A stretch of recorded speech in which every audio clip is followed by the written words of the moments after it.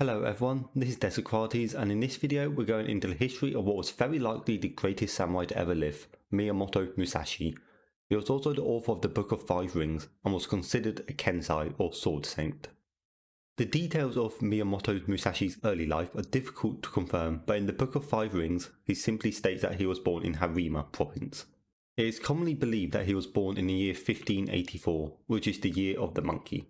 He gives his full name and title in the Book of Five Rings, which I'll attempt to say now. Shinmen Musashi no Kami Fujiwara no Harunobu. His father, Shinmen Munusai, was an accomplished martial artist and a master of the sword, and jiti, which was a very small weapon. The Musashi name was actually a court title, making him the governor of Musashi province, but only in name.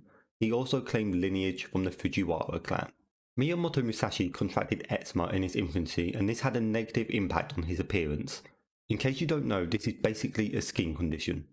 Another story claims that he never took a bath because he did not want to be surprised unarmed. So he probably smelled quite a bit, but at least he was prepared. Musashi fought his first few battles at a young age. The following is a quote from Musashi himself. "I have trained in the way of strategy since my youth, and at the age of 13 I fought a duel for the first time. My opponent was called a Rima Kihai, a sword adept of the Shinto Ryu, and I defeated him. At the age of 16, I defeated a powerful adept by the name of Tadashima Akiyama, who came from Tajima province. At the age of 21, I went up to Kyoto and fought duels with several adepts of the sword from famous schools, but I never lost." For a more detailed version, there are also other sources. In 1596, Musashi was 13, and a Rima Kihai who was travelling to hone his art posted a public challenge to anyone willing to accept it in Hirafuku Muru. Musashi wrote down his name on the challenge, therefore accepting it. A messenger came to Dorin's temple where Musashi was staying. The messenger informed Musashi that his duel had been accepted by a Rima Kihai. Musashi's uncle, Dorin, was shocked by this and tried to beg for the duel not to happen due to Musashi only being 13. Rima Kihai was adamant that the only way his honour could be cleared was if Musashi apologised to him when the duel was scheduled. So when the time set for the duel arrived, Dorin began apologising to Musashi, who merely charged at Kihai with a 6-foot quarterstaff, shouting out a challenge to Kihai. Kihai attacked with a wakizashi, a Japanese sword, but Musashi threw Kihai onto the floor, and while Kihai tried to get up, Musashi struck him between the eyes and then beat him to death. Rima Kihai was said to have been arrogant, overly eager to battle, and not a brilliant swordsman. Even then, imagine being remembered for being beaten to death by a 13-year-old. In 1599, at the age of 16, Musashi decided it's time for him to leave his village. He decided that his time would be much better spent travelling and engaging in duels. Of course, he didn't need things such as family possessions, such as furniture, weapons, and records of his family history, which were all left with his sister and her husband. In 1611, Miyamoto Musashi began practicing Buddhist traditions, and while at a temple he met someone named Nagaoka Sado, who served the Lord Hasakawa Tadaoki. The Lord Tadaoki was trained by Musashi's father, who moved to the Lord's province. This leads to the possibility that Musashi's father introduced him to his next challenger, a man named Sasaki Kojiro. Somehow a duel was proposed between the two of them. Some sources say Nagaoka proposed the duel, and others say Sasaki Kojiro proposed it, out of rivalry or possibly that he was jealous of Musashi. There are some that believe the duel was politically motivated, much like things in the modern day, as a matter of consolidating Tadaoki's control over his lands. The duel was scheduled for April the 13th in the year 1612, when Musashi was around 30 years old. The duel would happen on a small island which they had to reach by boat. The departure for the duel was arranged for the Hour of the Dragon, which sounds cool and was around 8 AM. While the officials did ban spectators, they simply didn't care, and the island was filled with people watching the event anyway. Sasaki Kojiro was known for wielding an oversized nodachi, the Japanese greatsword, and his nodachi had a very special name. It was called a laundry drying pole for its length, as well as being titled 3 Shaku Silver Blade.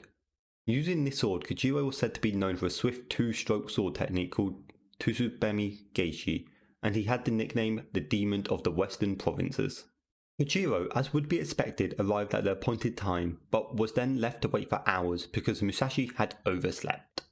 In some variants of the tale, Musashi intentionally arrives late as a sign of disrespect to Kojiro, although I do know some people who would straight up forget.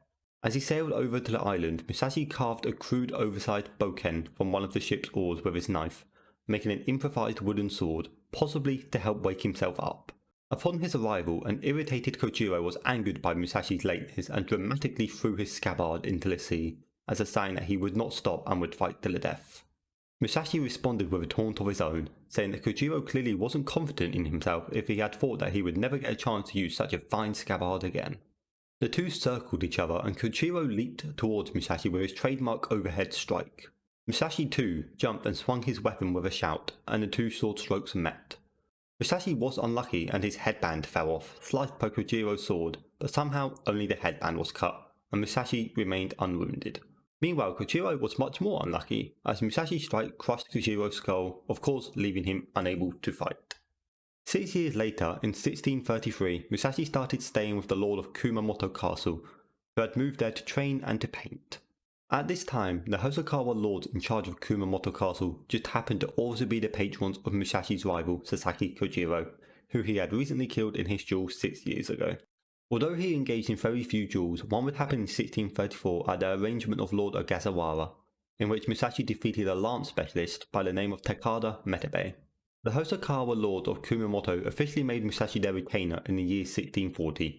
The Niten Ki records that Musashi received 17 retainers, some money, the rank of Okumagashira, and he also received Chiba Castle in Kumamoto as his residence, so overall not too bad. In 1641, Musashi wrote a book called 35 Instructions on Strategy, which was requested by the Lord of Kumamoto Castle. This book overlapped and formed the basis for the Book of Five Rings.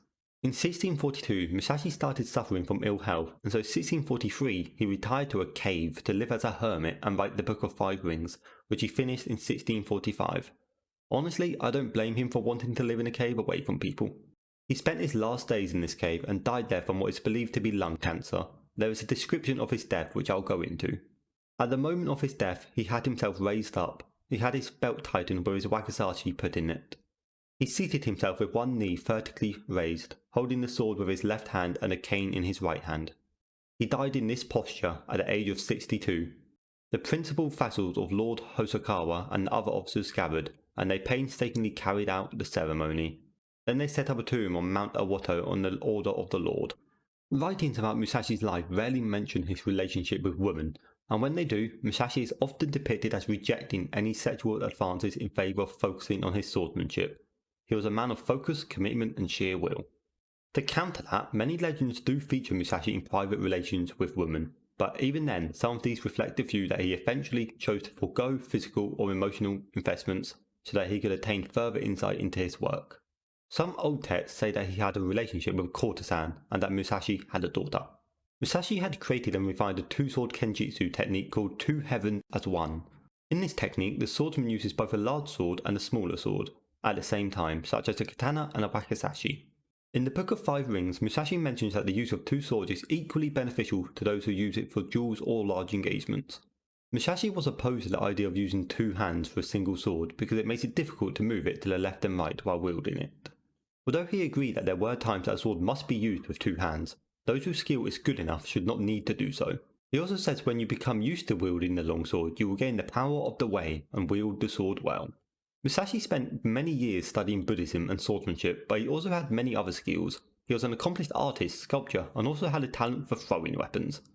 In the Book of Five Rings, Musashi seems to have taken a very philosophical approach to looking at the craft of war, saying there are 5 ways in which men pass through life: as gentlemen, warriors, farmers, artisans, and merchants. Throughout the book, Musashi implies that the way of the warrior, as well as the meaning of a true strategist, is that of someone who has mastery of many art forms away from that of the sword. These art forms were tea drinking, so British people are doing well, labouring, writing and painting, which are all things that Musashi practiced throughout his life. If you enjoyed watching, then remember to subscribe to my channel and to leave this video a like. More videos like this will be coming out soon. Let me know what you think of Miyamoto Musashi down in the comments. Do you think he was the greatest samurai to ever live?